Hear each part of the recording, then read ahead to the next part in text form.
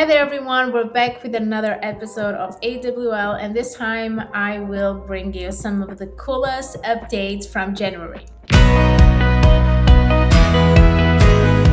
First month of the year brought a lot of cool updates, and these are some of my favorites. Let's start with some three super cool updates from segments. First one, I know this is super simple, you probably already noticed, but we can finally edit static segments. I never actually knew why we weren't able to do it before, but now you can. Second one on segments. When you go into a segment and then you browse through the activity, you now have contact memberships. Okay, what is this? You can actually see specifically into each contact and take a look at what kind of historical change they had within the segment. So you can see the change type, whether they were added and removed to the segment, and when did that happen. Last in segments, but certainly not least, we have a very cool thing here in the overview of the list. This is, by the way, very helpful, but take a look at this, predicted email engagement.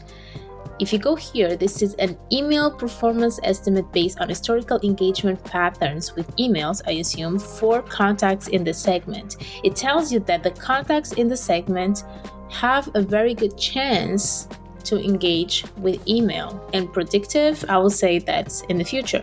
Now, this last one sounds familiar to everyone who knows that Thalox has a product who predicts future engagement with email marketing. We actually have a very specific algorithm to define that prediction.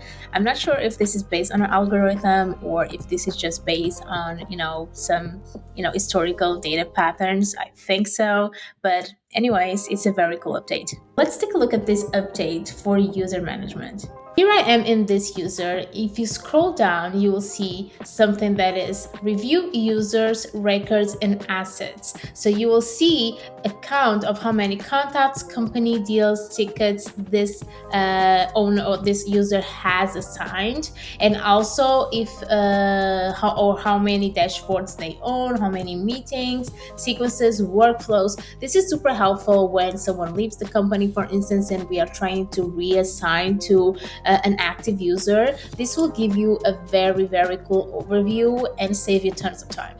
Alright, to wrap up the video, I will show you two more updates, this time for workflows. The first one is that when you go to enrollment history inside workflows, you can export into a CSV file. So before you would always or only be able to do that into a segment inside HubSpot. Now you can actually export the enrollment history and also the action data into a CSV file, and enables you to analyze the automation behavior at scale. And I feel like this was a request that a lot of people had, and HubSpot delivered. The second one, a very cool refinement in delays in workflows. When you come here and you say, let's say, I want to set this delay for 8 days, you can actually now select business days only. If you own, like let's say this is a nurture and I want people to receive emails just during Monday to Friday, I can do that inside the delay. How cool is that?